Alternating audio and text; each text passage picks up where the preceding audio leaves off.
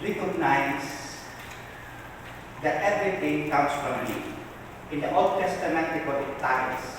And one way of acknowledging that everything comes from God is to give tithes to the Lord. What is tithes? A tenth of everything that they have. Leviticus chapter 28 or 27 verse 30. Everything that we have comes from the Lord. Tuman ay seed, tuman ay animals. So a tenth of everything should be dedicated and should be given back to the Lord. And the Israelites believe that if they do not give it back to the Lord, that is tantamount to robbing the Lord. Malachi chapter 3 verse 8. Can you rob the Lord? Yet, you rob Him by not giving your tithes. Kaya pag hindi tayo nagbibigay ng tithes, parang ninanakawan natin ang Panginoon nang nararapat na para sa Kanya. See? Wala kayo, ninanakawan ng Panginoon. In the New Testament, the Word of God is no longer mentioning about 10%, but it's about 11%. Everyone must give according to what he has inwardly decided, not grudgingly, not sadly, because God is pleased with a cheerful giver. Inwardly, what is that inwardly? According to what your heart dictates. So kung nagbibigay ka ng 5 pesos lang, doesn't matter kung ganyan lang ang magmamahal mo para sa Panginoon. But my dear brothers and sisters, when we give something to the Lord, pag tayo nagbibigay para sa Panginoon, abay, the Lord will be pleased to us, and the more that the Lord will bless us. Hindi kukulang ang Diyos, and we cannot outdo God for His generosity. Kala natin magaling tayo, mapagbigay tayo, masigit na mapagbigay ang Panginoon. See? Kaya, Malachi chapter 3 verse 10, bring forth tithes into my storehouse and try me this. I will open the floodgates of heaven so that abundant blessings may be poured down upon you. Kasi ang sukatan ng Panginoon sa pagbibigay ay kung paano tayo magbigay. So see, kung bibigay natin ang ating mga offerings, ang ating tithes sa Panginoong Diyos, babalik at babalik yan sa akin.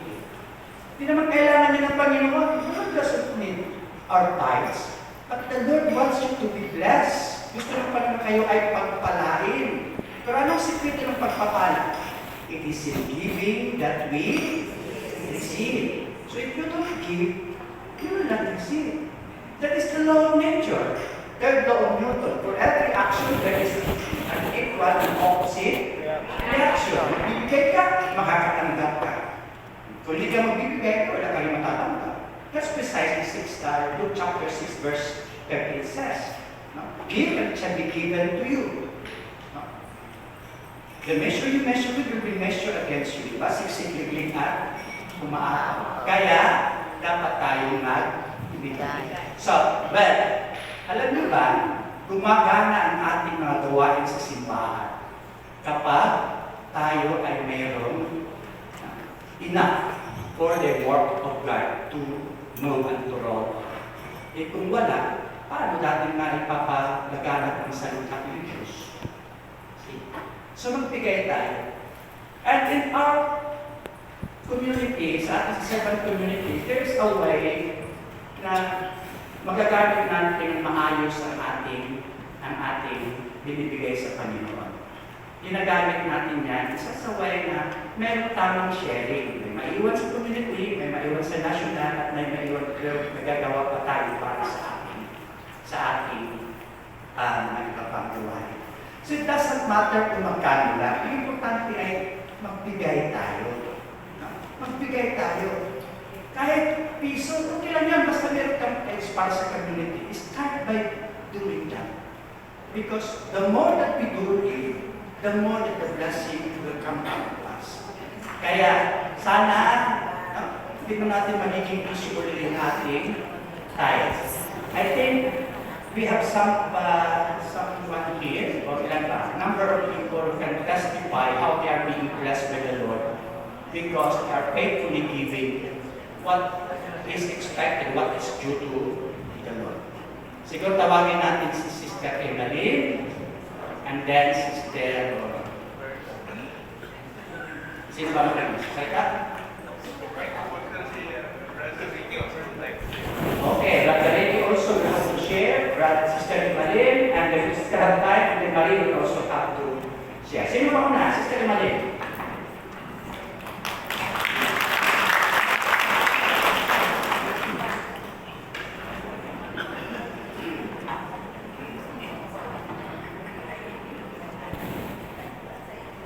Good afternoon, brothers and sisters in Christ.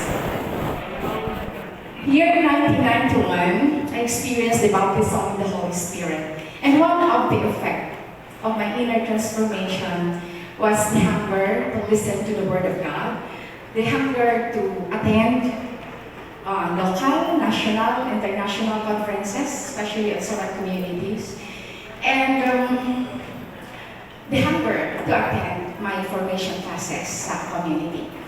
And after hearing this teaching, acknowledging the source of supply about tithings, I would pray and ask the Lord to grant me that grace to really practice what I have here.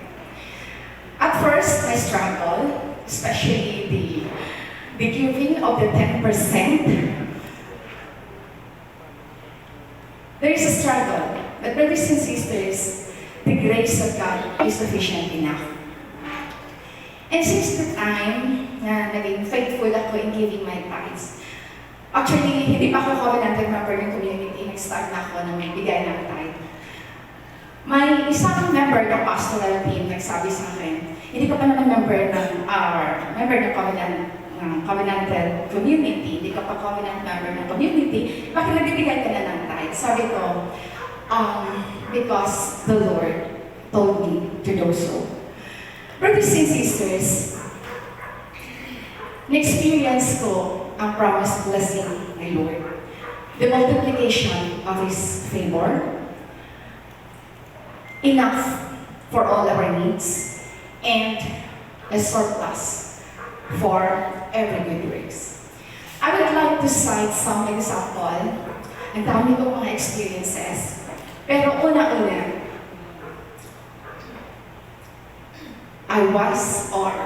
ang family namin was liberated from utang because of that faithful giving of tithes. Second, much of my desire to attend the international conference in Melbourne, Australia. It was 1998. Walang budget, walang passport, walang visa. Pero grabe ang desire ko. Gusto kong mag-attend. Naghingi ako ng budget sa husband ko. Sabi niya, alanganin, hindi ako makabigay, hindi ako makapadala. But because of the gift of faith na nag-manifest, I came. Maka-attend ako ng international conference sa Australia kahit hindi ako naka-register. One day, may tumawag sa akin na naging angel ko in the person of Sister Nancy. Sabi niya may nag-back out na isang pare na hindi pwede maka-attend. So, ang registration was transferable. Sabi ko sa kanya, wala akong pambayad this time. Sabi niya, payable when able. Parang gusto kong umiyak. Hindi ko maintindihan yung naramdaman ko. Brothers and sisters, but for me, answer prayer. So sabi ni Brother Mario, so i-process daw yung passport, mag-apply ng visa. And miracle happened. Pumunta lang ako ng Manila na ang pagkaalam ko hindi na-approve ang visa ko. Pero pumunta ako. Brothers and sisters, to cut the long story short, was able to attend the international conference in Melbourne, Australia. Then, pagdating doon, kinuha ako ng isang sister from the Holy Redeemer community. Doon niya ako pinastay sa bahay nila. Yung registration na binayaran ko, a portion of that $1,200 na lang kasi na-free na ako sa accommodation. Then pag-uwi ko, marami pa akong mga pasalubong sana ako kasi maraming nagbigay, nagpadala na mga members ng community doon sa Melbourne.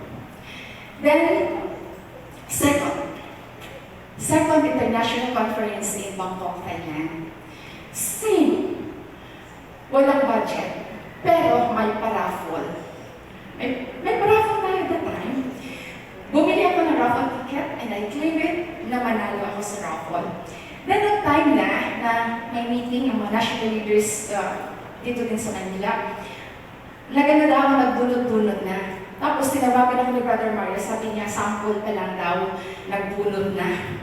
Nakuha daw ang pangalan ko. Tapos, tinawag ko yung anak ko, sabi ko, in a little while, mag-draw na ng winner para sa free registration sa Bangkok na conference.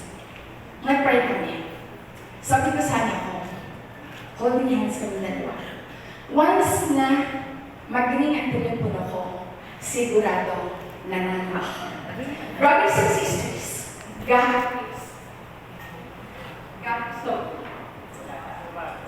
Loba? Hindi. God is so good. Nag-ring ang telepono ko. Sabi ni Brother Mario, congratulations. Grabe. Mahal na mahal ka talaga ni Lord. Nanalo ikaw for the free conference in Bangkok, Thailand.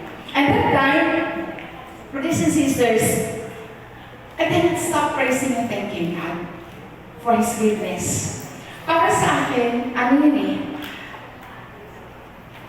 Multiplication of His favor. And the third international conference sa Heritage Hotel dito, nalibre din ako dahil may isang member ng community doon sa Iloilo na hindi gusto or hindi daw siya pwedeng maka-attend sa conference na yan. So, binigay sa akin ang registration at sa accommodation niya. So, praise the Lord for that. Brothers and sisters, para sa akin, multiplication of His favor. And one of my experience sa work of evangelization, there was a time na parang tumaas ang per liter ng gasolina, umabot ng 60 to 62. Parang nag-murmur na ako, sabi ko, oh Lord, sira ng budget ko. Ang laki na ng gastos para sa gasolina.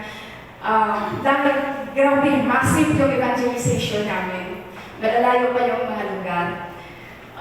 One time, sa prayer meeting na isang community na pina-follow up namin, si Lord nag-reveal ng presence niya. Sabi niya, just ask me. I will supply all your needs and a surplus for every good works. Nahiya ako kay Lord, brothers and sisters. In the following day, Monday, pumunta ako sa bank para mag-withdraw para sa groceries namin. Na-amaze ako or na-surprise ako, dahil may pumasok na pera na hindi ko in-expect, hindi ko alam kung saan nanggaling. Nagtanong ako sa mga kapatid ko na nagtatrabaho abroad, sabi nila wala silang pinadala. And after a week, tinanong ko yung husband ko, sabi niya wala din siyang pinadala. Pero din-trace yung source ng kung saan galing yung deposit. Galing siya sa previous na company ng husband ko na parang back pay niya 2 years ago. So, sabi ko, Lord, you could never be outdone in generosity. So, God is so good and He's faithful in His promises. So, brothers and sisters, yun talaga ako na hawakan ko. Malakay, 3:10. Try me on this, for I will not open the floodgates of heaven and pour down my blessings on my name. Heaven and earth will pass away, but my words will never pass. Amen. Amen. Praise the Lord. Indeed, God multiply His blessings among you so that you will have enough for yourselves and a surplus for good works. Multiply His blessings among you so that you will have enough for yourselves. Sapat para sa atin at meron pang surplus for good works. Saan ba napunta yung surplus for good works? Tinatago pa rin kasi natin sa ating bulsa eh. Meron namang budget allocated para ikaw maging instrumento for good works. Ano yung good works? It's the works of charity. Pagtulong sa kapwa, pagtaguyod ng paghahari ng Diyos. Nilagay pa natin sa bulsa, ginastos pa natin. That is why God cannot trust us, cannot trust you, because God has already made you as an instrument for His work. He allocated budget, part of the blessing that He has given you. But you put it in your pocket and you spend it for your own self. Then can you be trusted? Paano